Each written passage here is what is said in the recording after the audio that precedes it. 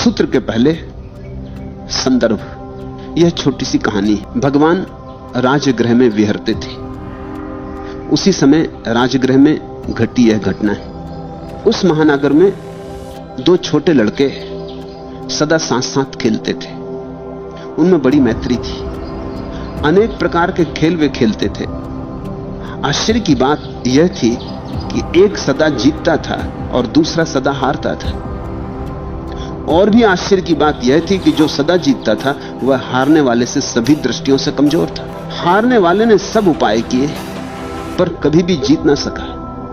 खेल चाहे कोई भी हो, उसकी हार सुनिश्चित थी। वह जीतने वाले के खेल के ढंगों का सब भांति अध्ययन भी करता था। जानना जरूरी था कि दूसरे की जीत हर बार क्यों हो जाती, क्या राज। एकांत में अभ्यास भी करता, पर जीत न हुई सो न हुई। एक बात जरूर उसने परिलक्षित की थी कि जीतने वाला अपूर्व रूप से शांत था। जीत के लिए कोई आतुरता भी उसमें नहीं थी, कोई आग्रह भी नहीं था कि जीतूं ही।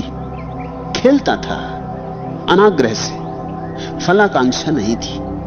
और सदा ही केंद्रित मालूम होता था, जैसे अपने में ठहरा है। और सदा ही गहरा मालूम होता था, छिछला नहीं था, ओछा नहीं था।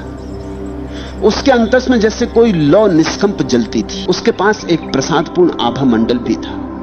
इसलिए उससे बार बार हार के भी हारने वाला उसका शत्रु नहीं हो गया था, मित्रता कायम थी। जीत भी जाता था जीतने वाला तो कभी अहंकार से न भरता था, जैसे ये कोई खास बात ही न थी।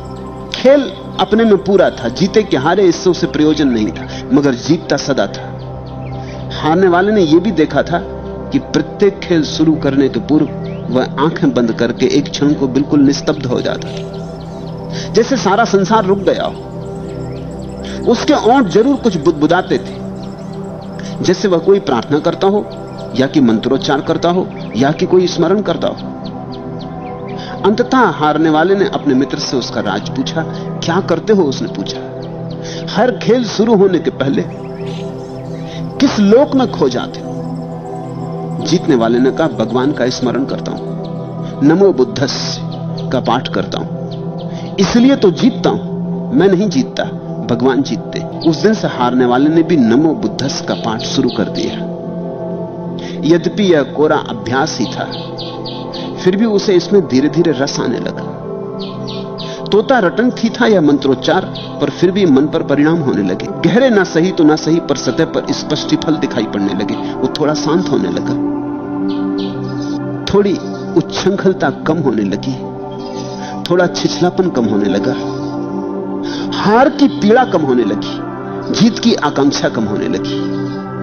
खेल खेलने में पर्याप्त है ऐसा भाव धीरे धीरे उसे भी जगने लगा। भगवान के इस स्मरण में वह अनजाने ही धीरे धीरे डुबकी भी खाने लगा। शुरू तो किया था परिणाम के लिए कि खेल में जीत जाऊं, लेकिन धीरे धीरे परिणाम तो भूल गया और स्मरण में ही मजा आने लगा। पहले तो खेल के शुरू में याद करता था, फिर कभी एकांत मिल जाता तो बैठ के नमो बुद्धस्य नमो बुद्धस्य नमो बुद्धस्य का पाठ करता। फिर तो खेल गौण होने लगा और पाठ प्रमुख हो गया। फिर तो जब कभी पाठ करने से समय मिलता तो ही खेलता। रात भी कभी नींद खुल जाती तो बिस्तर पे पड़ा पड़ा नमो बुद्धस्य का पाठ करता। उसे कुछ ज्यादा पता नहीं था कि क्या है इसका राज, लेकिन स्वाद आने लगा। एक मिश्री उसके मुंह में घुलने लगी। छोटा बच्चा था, शायद इसलिए सरलता से बात हो गई।